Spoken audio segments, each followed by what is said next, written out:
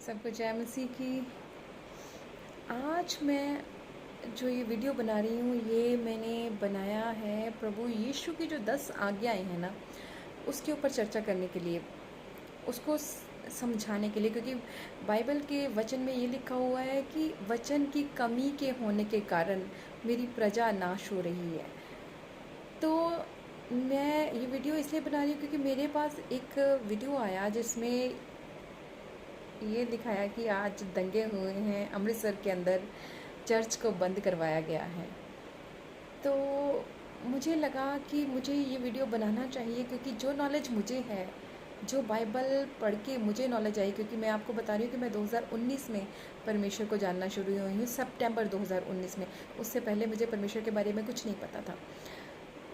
तो जिसने मुझे कहा कि बाइबल पढ़ो, तो मैंने, वो बंदा बहुत ज़्यादा एजुकेटेड, मतलब एक इंजीनियर बंदा, जो ये सबको बोल रहा था कि देखो भाई, मैं ये इतना समझा कैसे पा रहा हूँ क्योंकि मैंने बाइबल पढ़ी है। ये इतने चमत्कार मैं क्यों कर पा रहा हूँ क्योंकि मैंने बाइबल पढ़ी है। तो मैंने कहा कि करके देख लेना चाहिए, एक बार बाइबल पढ़ लेनी चाहिए।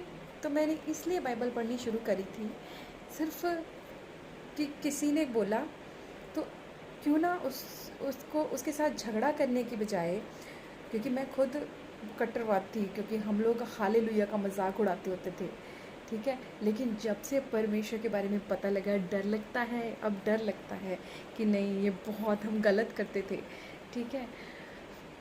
तो चलो मैं ज़्यादा बातें नहीं करूँगी। मैं सबसे पहले आपको समझाना चाहती हूँ कि बाइबल के अंदर जो प्रभु यीशु ने 10 आज्ञाएं दी है ना, मैं सिर्फ उसी, एक छोटा सा टॉपिक है 10 आज्ञाएं, उसी के बारे में आपको बताऊंगी। बाकी सब तो दूर की बातें हैं, पूरी बाइबल तो बाद में पढ़ेंगे ना, पहले जो मेन 10 आज्ञा हैं पहले उसको ही देख लें। चलो, सबसे पहली आज्ञा है हत्या ना करना। यहाँ पे हत्या ना करना जो है वो वाली हत्या नहीं है कि हाँ किसी को जान से मार दिया, किसी को शूट कर दिया, किसी को तलवार से मार दिया, है ना, किसी का सिर फोड़ दिया, वो वाली हत्या नहीं है यहाँ पे। यहाँ पे वो हत्या है जो आप अपनी ज़ुबान से करते हो। आप किसी के साथ किस तरीके से बात कर रहे हो। देखो, आजकल घरों में लोग डिप्रेशन में चले जाते हैं, क्यों? क्योंकि हस्बैंड वाइफ जो हैं उनके अंदर झगड़े चल रहे हैं, सास बहू के अंदर झगड़े चल रहे हैं, ठीक है। पेरेंट्स जो हैं अपने बच्चों को संभाल नहीं पा रहे हैं, वो कुछ ना कुछ गलत बोल जाते हैं, बच्चे डिप्रेशन में आके सुसाइड कर रहे हैं। तो बोलने से जो दूसरे का दिल टूट जाता है, यहाँ पे उसको हत्या बोला गया है कि हत्या न करना। ये तो हो गया पहला टॉपिक, पहली आज्ञा। अब है दूसरी आज्ञा, व्यभिचार न करना। आपको पता है कि दुनिया के अंदर आज की डेट में व्यभिचार कितना बढ़ चुका है। पेरेंट्स को, जो छोटे छोटे बच्चे हैं ना, उनके बारे में पता ही नहीं है कि हमारा बच्चा क्या कर रहा है, मोबाइल पे क्या देख रहा है। लॉकडाउन के बाद तो और काम ख़राब हो गया, सब बच्चों को मोबाइल दिए गए। 16-17 साल के बच्चे, क्योंकि मेरे पास ये, क्योंकि मैं मेडिकल लाइन में हूँ तो मेरे पास ये केस आए हैं, एक केस नहीं आया, मल्टीपल केसेस आए हैं। मैं उससे रिलेटेड बता रही हूँ। उस लोग अपने बच्चे अपना दिल खोल के गए हैं मेरे सामने, ठीक है। बच्चे आते हैं और उनको प्रॉब्लम हो रखी है, किसी को आँखों की आई साइड वीक हो रखी है। तो मैंने उनसे जनरली, वैसे ही अभी तो सिर्फ एक टॉपिक में स्टार्ट करूँगी, एक बच्चे की बात करती हूँ। उसने मुझे कहा, मैंने उसको कहा, बेटे आप मोबाइल के ऊपर कितना टाइम स्पेंड करते हैं? उसके पापा मेरे सामने आए, पापा कहते ना जी साडा बच्चा तो करता ही नहीं, साडा बच्चा तो बिल्कुल मोबाइल नहीं देखता। मैं कहा टीवी कितना देखते हो? कहते नहीं देखता। फिर मैंने उसको परमेश्वर के जो क्रोध हैं, परमेश्वर व्यभिचार करने से मना करता है, ये मैं जनरली वैसे ही बात बोल दी कि देखो मैं परमेश्वर को मानती हूँ और परमेश्वर व्यभिचार करने से मना करता है। तो बच्चों देखो, मोबाइल पे बड़ी बड़ी चीज़ें आ जाती हैं, गलत चीज़ें भी आती हैं, हमें उन चीज़ों से अवॉइड करना है। कैन यू इमेजिन, बच्चा जो मेरे सामने बैठा था वो ये कहने लग गया कि मैम मेरे पापा को बाहर भेजिए। तो मैंने उसके जब पापा को बाहर भेजा, बच्चे ने मुझे सारा दिल खोल दिया अपना कि मैम मैं इंटरनेट पे किसी लड़के के साथ बातें करती हूँ और गंदी वाली नॉन वेज वाली जो चैट है है ना। वो ब्लू फिल्म्स देखती हूँ, गंदी हरकतें अपनी ही बॉडी के साथ करती हूँ। तो मुझे बड़ा फ़ील हुआ कि ये अभी इतनी छोटी उम्र की लड़की है, 10वीं भी पास नहीं करी, तो अगर ये बच्चा इन्वॉल्व है तो इसकी तो वाकई हालात बहुत ख़राब होंगे। क्योंकि बाइबल में लिखा है कि व्यभिचार न करना, इसका मतलब कि ये गलत बात है, तो नहीं करनी थी। और अगर छोटा बच्चा ये काम कर रहा है तो सोचो हमारी आने वाली जो जनरेशन है कहाँ स्टैंड करेगी, कहाँ गई पवित्रताई। ठीक है। और दूसरे नंबर पे ये तो होगी बच्चों की बात। अब ये देखो एक्स्ट्रा मैरिटल अफेयर कितने हैं, लोगों के कितने ज़्यादा तलाक हो रहे हैं। कि क्यों हो रहे हैं तलाक? क्योंकि कहीं ना कहीं ये सब कुछ चल रहा है ना, व्यभिचार चल रहा है। ठीक है। लड़की की लड़के के साथ बनती नहीं, लड़के की लड़की के साथ बनती नहीं, क्योंकि कहीं ना कहीं शिक्षा की कमी है। ठीक है। ये हो गया व्यभिचार के ऊपर कि दुनिया में व्यभिचार बहुत है। लोग अब बच्चे जो हैं, इवन बच्चे नहीं, मैरिड लोगों की भी मैं बात करूँगी, क्योंकि मेरे पास सब तरह का पेशेंट आया है, हर तरह के पेशेंट आ रहे हैं।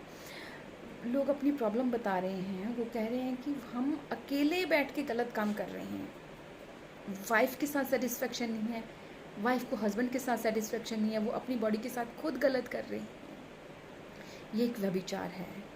ठीक है। इसी चीज़ को हमें समझना है, हमें इन चीज़ों को दूर करना है। बाइबल हमें ये सिखा रही है कि व्यभिचार ना करें, व्यभिचार नहीं करना, तभी घर टूटते हैं। ठीक है। दूसरे नंबर पे है चोरी ना करना। चोरी ना करना, आपको लगता है कि पैसे चुराना कहीं से यही चोरी है?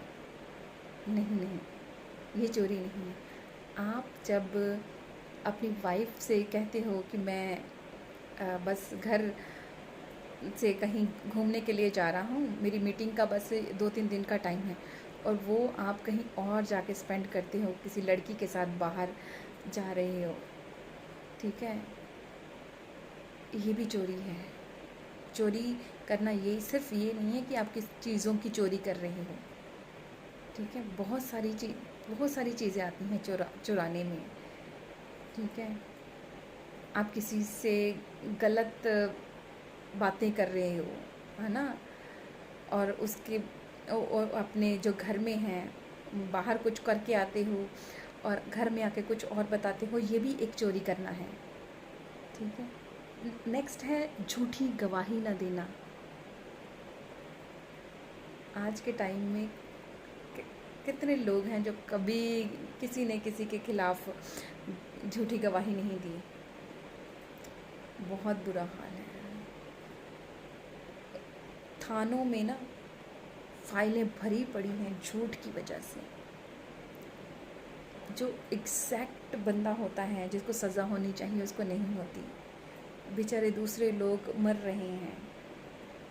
ठीक है। क्यों? झूठी गवाहियों की वजह से। नेक्स्ट, अपने पिता और माता का आदर करना। कितने लोग हैं जो अपने माता पिता का आदर कर रहे हैं? अगर माता पिता का आदर करते होते तो ये जो वृद्ध आश्रम हैं ये ना खुले होते। ठीक है। घरों में जाके देखो कौन है जो अपने मम्मा पापा का आदर कर रहा है।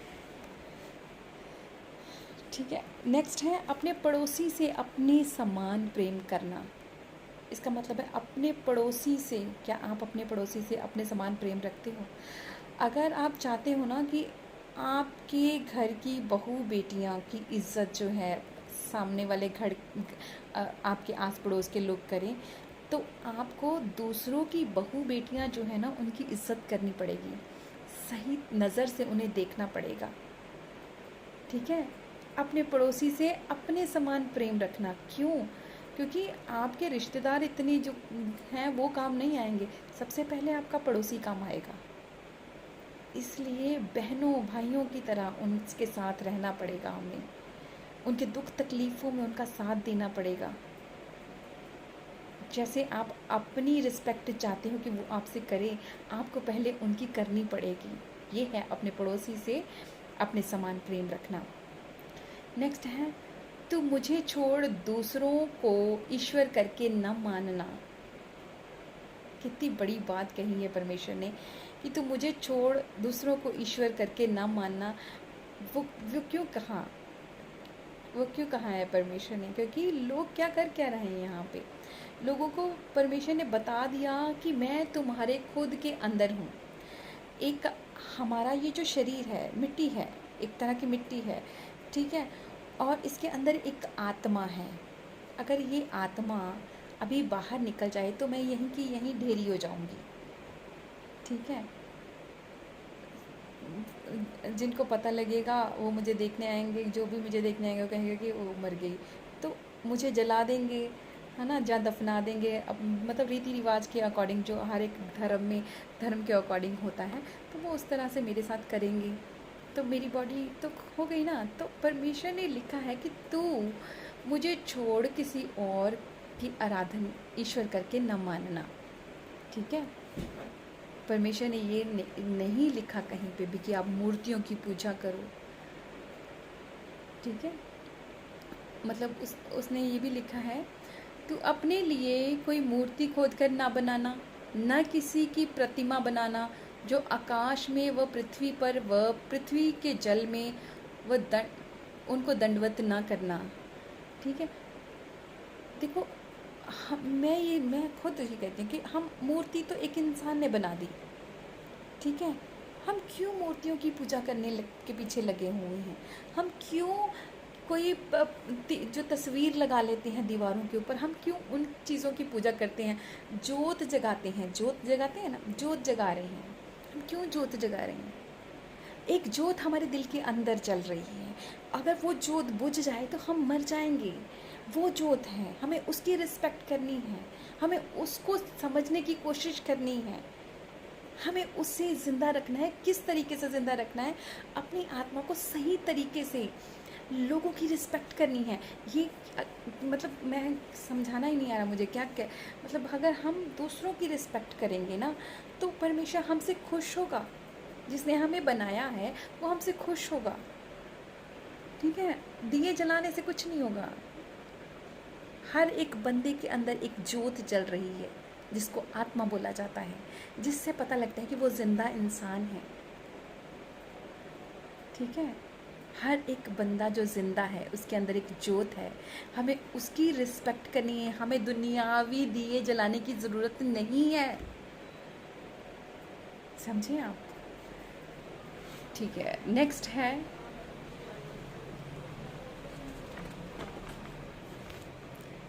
तू अपने परमेश्वर का नाम व्यर्थ न लेना, क्योंकि जो यहोवा का नाम व्यर्थ ले वह उसको निर्दोष न ठहराएगा।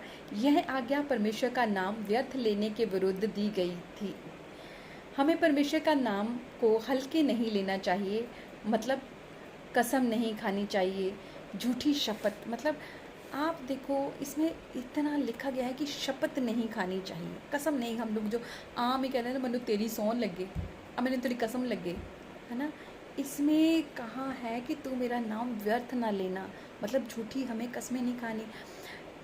यहाँ पे इतनी डूंघाई है ना, मतलब इस बात में वचन में लिखा है कि तू उस आसमान की कसम मत खाना, क्योंकि वो मेरे बैठने का सिंहासन है, और ना इस धरती की कसम खाना, क्योंकि वो मेरे पैर रखने की चौकी है। अरे अगर परमेश्वर ने ये जो आसमान और धरती थी उसके लिए कह दिया कि इन चीज़ों की कसम ना खाना, क्योंकि हमारा परमेश्वर बहुत बड़ा है, आसमान उसके बैठने के लिए सिंहासन और धरती उसके पैर रखने की चौकी है, तो फिर हम दुनिया में क्या कर रहे हैं? अगर परमेश्वर ने इन चीज़ों के लिए बोल दिया कि कसम ना खाना, तो हम तो मैं तो कोर्ट कचहरियों में भी देख रही हूँ, वहाँ पे स्पेशल ऑफ़र किया जाता है कि इसके ऊपर हाथ रखो जी, कसम खा के मैं ये बोलता हूँ जी, मैं इसकी शपथ खा के कहता हूँ कि मैं गवाही दे रहा हूँ, ये है जी, वो है, ठीक है। मैं आपको ये चीज़ें बता रही हूँ कि देखो, परमेश्वर ने तो यहाँ तक आज्ञा दी है कि आसमान और धरती की कसम ना खाना, तो हम कोर्ट कचहरियों में या घरों में एक दूसरे के साथ क्या कर रहे हैं? ये तो आम पेट वर्ड बने हुए हैं लोगों के। मैं तेरी सौं लगे जी, मैं तेरी सौं खा के कहना है जी, है ना। ये गलत बातें हैं। चलो नेक्स्ट, ये जो लास्ट वाली आज्ञा है वो है, तू विश्राम दिन को पवित्र मानने के लिए स्मरण रखना। 6 दिन तो तू परिश्रम करके अपना सब काम करना, परंतु 7वां दिन तेरे परमेश्वर यहोवा के लिए विश्राम दिन है। सबसे पहले एक बात बता दूं मैं आपको कि मैंने जब पहली बार बाइबल पढ़ी थी ना, तो मेरे मम्मा को मैंने ये बात बोली कि मम्मा, आपको पता है यहोवा परमेश्वर कौन है? Can you imagine?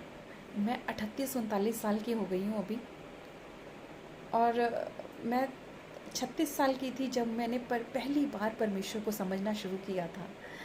तो मैं 36 साल की होने के बावजूद मैं ये कहती हूँ, मुझे यहोवा परमेश्वर के बारे में पता नहीं लगा आज तक। जब तक मैंने बाइबल नहीं पढ़ी, मुझे यहोवा परमेश्वर के बारे में पता नहीं था। और मेरे मम्मा 65 ईयर के हैं, और मैंने अपनी मम्मा से बोला, मम्मा आपको पता है कोई यहोवा परमेश्वर भी होता है? तो उन्होंने मुझे ये कहा कि रीना, मुझे आज तक, देखो मैं कितनी पूजा पाठ करने वाली औरत हूँ, तो मुझे आज तक किसी ने यहोवा परमेश्वर के बारे में नहीं बताया। ठीक है, एक दो और भी लोग हैं जो बहुत बहुत ज़्यादा कट्टर हिंदू हैं, उनसे भी मैंने पूछा। मैंने कहा, आप दुनिया के सारे देवी देवताओं को जानते हो ना? तो उन्होंने कहा हाँ। तो मैंने कहा, इसका मतलब है आप यहोवा को भी जानते होगे? तो कैन यू इमेजिन, उनका आंसर ना था। किसी को भी यहोवा के बारे में, जो मेरे लिंक में लोग जिनसे मैंने पूछा, उनको यहोवा परमेश्वर के बारे में नहीं पता था। और वो उनका कहना है कि उनको क्योंकि बाइबल के अंदर यहोवा परमेश्वर का लिखा हुआ है, अगर उन्होंने पढ़ा ही नहीं, क्योंकि बाइबल में लिखा, वचन का ज्ञान ना होने की वजह से प्रजा नाश हो रही है। और ये बात सच है।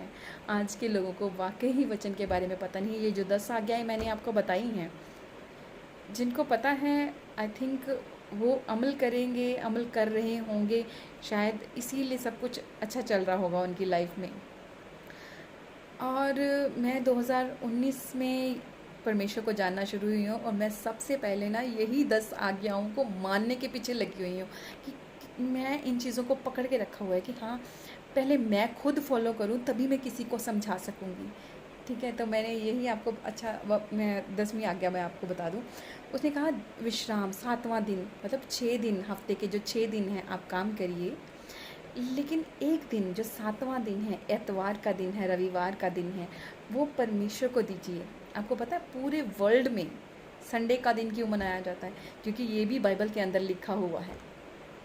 क्योंकि परमेश्वर ने जब पूरी सृष्टि रची थी, तो उन्होंने 7 दिन के अंदर अंदर सारा काम करके, 6 दिन के अंदर सारा काम करके 7वें दिन विश्राम किया था। तो इस वजह से भी जो 7वां दिन है, उसको विश्राम दिन करके मनाया जाता है। तो बस मैं आप सबसे यही कहती हूँ कि देखो, लड़ाई झगड़ा बंद करके, दंगे फसाद बंद करके, क्यों ना हम बाइबल को पढ़ लें। ठीक है, फिर आपको लगता है कि हाँ गलत है, फिर जो मर्ज़ी करिए, लेकिन बाइबल को पढ़े बगैर दंगे करना, ये सबसे गलत बात है। ठीक है, लोग कहते हैं हमारे पूर्वजों ने शहीदियाँ दी हैं, धर्म के लिए शहीदियाँ दी हैं, लेकिन बाइबल ये कहती है कि कोई भी क्रिश्चियनिटी कोई धर्म नहीं है। बाइबल में लिखा है, कहीं पे भी क्रिश्चियनिटी जो है ना, वो शब्द नहीं लिखा, क्रिश्चियन धर्म के बारे में नहीं लिखा। वहाँ पे सिर्फ इंसानियत सिखाई गई है, इंसान, एक अच्छा इंसान बनना सिखाया गया है। तो आई होप कि जो आज मैंने जो छोटा सा टॉपिक पकड़ा, परमेश्वर की 10 आज्ञाएं, ये एक छोटा सा टॉपिक है, पूरी बाइबल नहीं है। तो अगर मुझे इससे इतना ज्ञान मिला, तो मैं ये समझ सकती हूँ कि अगर आप लोग इसको पढ़ना शुरू करोगे, तो आपको भी बहुत कुछ सीखने को मिलेगा। फिर आऊँगी आपके सामने, कुछ नया सीखेंगे, बाइबल को पढ़ूँगी, फिर समझूँगी, परमेश्वर को कहूँगी, बताओ कि परमेश्वर मैं लोगों के सामने कैसे जाऊँ, किस तरीके से समझाऊँ। जैसे आज परमेश्वर ने हिम्मत दी, तो मैं आप लोगों के सामने आई हूँ। तो मिलते हैं फिर एक नए विषय के साथ, एक नई नॉलेज के साथ, कि हम कुछ नया सीखेंगे, बाइबल में से सीखेंगे। और मैं सच्ची कह रही हूँ, मेरा बहुत इंटरेस्ट बनता है जब मैं बाइबल पढ़ती हूँ। मुझे एक सुकून मिलता है, ऐसे लगता है एक माइंड खुल गया, कुछ नया सीखने को मिल रहा। क्योंकि सारी उम्र हमने बाइबल मिलती थी, मैं क्रिश्चियन स्कूल से पढ़ी हूँ, बाइबल मिलती थी, लेकिन कभी नहीं पढ़ी, कभी नहीं पढ़ी। लेकिन आज गिल्टी फील हो रही है कि क्यों नहीं पढ़ी। अगर पढ़ ली होती तो पता नहीं कितने साल पहले ज़िंदगी अच्छी हो जानी थी। चलो, सबको जय मसीह की। फिर मिलते हैं। सबको जय मसीह की।